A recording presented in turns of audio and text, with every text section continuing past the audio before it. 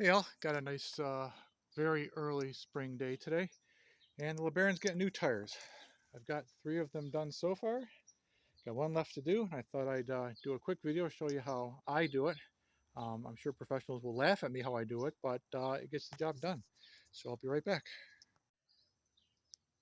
So what we have here are some circa 2000. Can you read that? Kirkland Signature Costco tires from 2000. I never knew they had their own brand.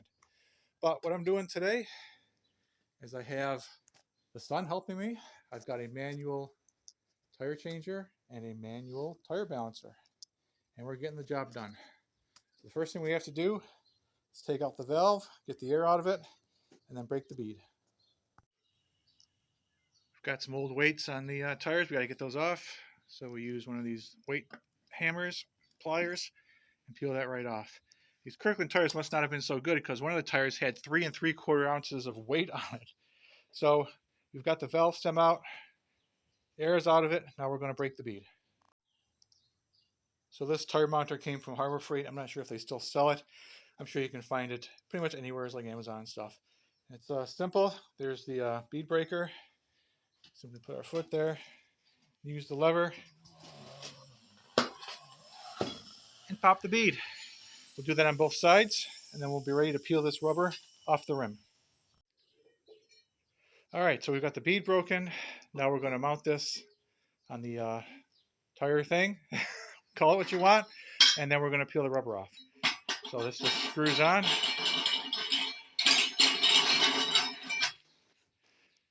And use the stick that comes with it, tighten it up. Now, there's a couple of different ways you can do this. You can use the end of the stick here to get under the rubber, and then use this as a fulcrum, go all the way around it, get it off, and do that twice for both rims. Or you can just use regular pry bars and do that. And we found with these tires, these 14-inch, that the pry bars actually work a little bit better than the bar. But let's get at it. I'll be right back.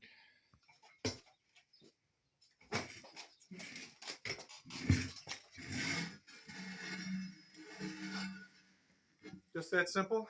And do it a second time to get the bottom edge of the tire off, and then we'll have this off the rim. All right, we're going to remove the valve stem. I have a valve stem removal tool. I'm screwing it onto the valve here.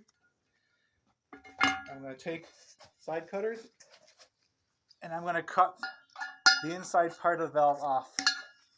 That'll make it easy for us to pull the rest of the valve through the rim. Just like that. All right, because these stems are long, I have to use a block to help me. I'll just take that, pops right out. These rims are in really good shape for being 40 years old. There's no pitting or rust on the inside beads, so there's no need to go at them with a wire wheel or to use bead sealer on these. What I'm going to do now is I'm going to take the rim over to the balancer, and I'm going to find the heavy spot on the rim.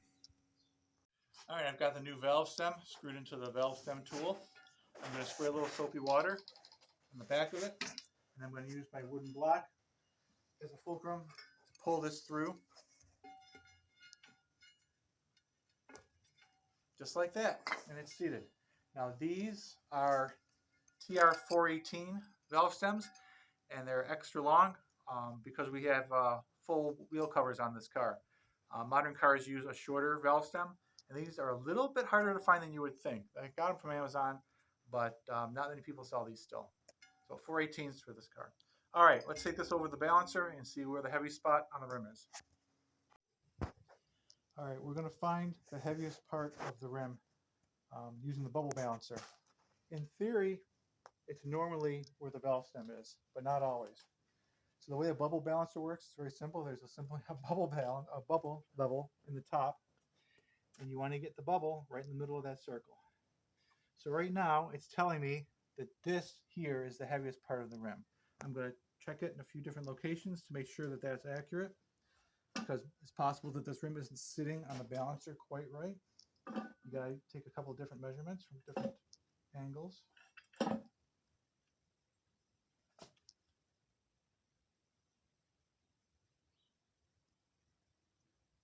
And right now it's telling me that everything is good. So I'm going to check this a couple more times, and I'm going to find the heavy spot, and I'll mark it, and then we'll be back to start mounting the new rubber. All right, so we've got the rim back in the tire mounting device. The balancer tells me this is the heavy spot. And the reason I want to know the heavy spot is because most tires from the factory will have a yellow dot on them. And that indicates the lightest spot of the tire. So if you match the light spot with the heavy spot of the rim, you're going to get this combination balanced as close as possible without adding weights. That's what we want to do to minimize the number of weights we have to use. So let us get the rubber on here. All right, I got some extremely soapy water, and I'm just going to coat the rim, which I cleaned up a little bit. These rims are in such good shape that I don't feel the need to paint them. There are full wheel covers for this car, so you're not going to see this part of the rim anyways. So I'm going to soap both sides of the rim up to make it easy for the tire to slip on. Then we're going to soap the tire up, and then we're going to start sliding it on. All right, this is the fun part. We're going to get the tire mounted onto the rim. So to get the bottom part done, this is the easy part. You can use either the rod that came with the tire tool, or you can use pry bars. These are good to have on hand. And you just start working around. You push it down so it's the edge of the tire is below the rim, the bottom rim. And then you just start using your pry bars and work your way around until you get the bottom one on. We'll come back when this is done. All right, this one's fighting me a little bit, but basically you saw that we had one side of the bottom edge of the tire inside the rim. Basically you use two pry bars and you start working it around, one then the other, and you step until it gets over the top rim. Now we have the harder task of getting this bead of the tire in place on its rim. So we'll be right back. All right, one tip I learned from Eric O at Southman Auto was not to let your pry bar fall on the ground. Use a vice grip, because what's going to happen is that as you work your way around, the tire's going to want to come off the rim over here as you work your way around this way. If you use a vice grip, it'll prevent that from happening, and you'll have both your hands free to do this. Now you can try to use the tool that comes with the stand. And I'm going to do that now just to show you that it's possible that it might actually work. I'm not saying it will, but it might. So there's two ends. It looks like a duck. You use the bill end. You stick it under the rim. And then in theory, if everything works the way it's supposed to, just work your way all the way around. Now, the rim itself, you probably already know this, but the rim itself on the outside here, there is a groove in the rim towards the top. And what happens is as you get this top bead of the tire starting to seat, this part of the tire has to be in that groove to provide enough clearance to get the tire to stretch enough to fit on top of the rim. If this bead isn't in this groove, you'll never get this tire on. Let's give it a shot. All right, we finally got it mounted. It was a struggle. I misspoke. As you're working this around, trying to get this to seat, you need this bead to be in that groove in the rim that I talked about, not the bottom one. I may have misspoken. If I did, I apologize. We are on the fourth and last tire. It's been a long afternoon, guys.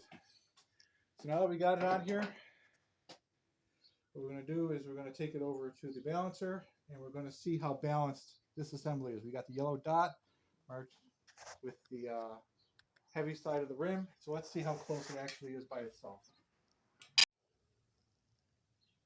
All right, guys, by itself, it's really close. I'm going to put maybe a 1/4 ounce on it, and we'll come back and we'll see if we're balanced. All right, guys, it looks like 1/2 ounce here is going to work for us. So what I do is, let's say it's only a 1/4 ounce. I'll just put one weight on either side. It doesn't matter. But I have a 1/2 ounce here, so what I'm going to do is I'm going to put a 1/4 ounce here and a 1/4 ounce on the bottom, on the other side of the rim to balance it out. Let's say half an ounce was too little, but a full ounce was too much. What I would do then is I would take 2 half-ounce weights, I would mark where they need to go, and then I would take them and I would move them equal distances away from that center point. And what that effectively does is it reduces the amount of weight here. Now I would get that dialed in until it was balanced. Let's say the 2 weights ended up being here. That creates a Y, okay? And if I had like a half an ounce here and a half an ounce here, I would put a quarter, quarter, and a quarter, quarter to balance everything out. But that Y trick is how you get it exactly right if it's not exactly right where it is right now. But for us it is. So I'm going to pop the bead on this. I'm going to put the weight on, and then we're going to recheck the balance to make sure that it's still correct, because a lot of times it won't be. We'll be right back. All right, so we have the bead for the outer edge seated, and now we're going to pop the bead. Basically, we're going to put air into this until both beads seat properly, and they'll pop.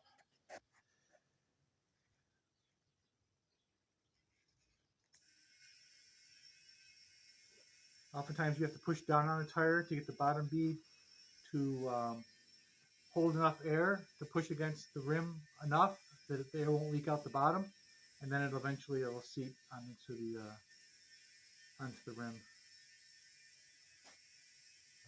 You can use if you're having a difficulty getting the bead to seat is get a band clamp and tie it around the perimeter of the tire, and that will prevent the tire from bulging out, and it'll help push more air against the side of the tire. I think this is starting to fill up, so we should get a pop soon. There we go. There's one. There should be 2. Just that air in it.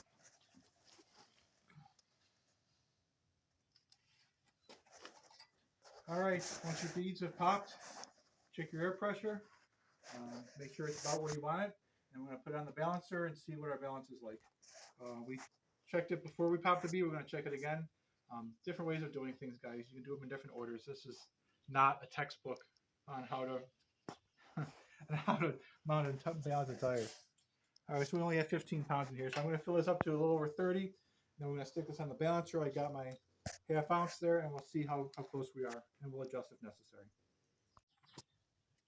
All right, I got about 30 pounds of air in here for you folks not in the United States, so you can convert it yourself. And one thing I like to do is I like to just spray a little soapy water around it just to see if I got any leaks. I'll do it both sides, and assuming I have no leaks, I'll put it on the bubble balancer, and we'll see how we're doing. All right, we've got it back on the balancer, and it's showing this side as being heavy now. So I'm going to take the weight off, and we're going to redo this because obviously something has changed during the process of popping the bead and filling with air. So be right back. All right, I've got it back on the balancer, and now it's telling me I need a quarter ounce of weight right there. So we got this real close just by balancing the rim with the tire. So let me put this on, and then we'll double check it one more time and make sure that we're good. All right, folks, it's in place. The balance says it's perfect, so it's just a quarter ounce here. So we're good. So then it's done. All 4 are done. Yay. And the question you're asking yourself is, why are you such an idiot in doing this yourself? Well, A, I like doing things myself. And B, the amount of money I save by mounting and balancing these 4 tires myself will pay for the battery that I need for the LeBaron. So, money saved. Little exercise, it's a win-win as far as I'm concerned. Let me show you one thing about these balancers. If you're considering buying one, you're going to find a bazillion companies selling the exact same unit in different colors. Out of the box, they don't work well. You have to tweak them a little bit to get them to work properly. The first thing you have to do is you have to get the bubble centered in the middle of the level. And there are instructions to come with this to show you how you do that. And there are 3 screws here that you adjust to get that level. But you want to do 2 other things to take it to the next step. First thing you want to do is you want to balance this assembly. This is what the tire sits on. It's spring loaded, and the tire is supposed to self-center when it sits on here. But you don't want this cockeyed on the device, okay? So all I did was I put a level across this as it was sitting on here, and I added weights to balance this out. The other thing you want to do is this pin. So this has a little hole in the back. I don't know if you can see that. But this pin sits on that, and that's how it balances. out of the box, this angle is much wider like this. And it doesn't allow this piece to float, basically float properly. So go downstairs to your bench grinder and grind this down to a pencil point. Don't take off any of the tip. Just take off the sides until it's nice and pencil shaped. So when you put this on here, after grinding down that point, and it's kind of tough to get it to sit, to find that little hole that it has to sit in.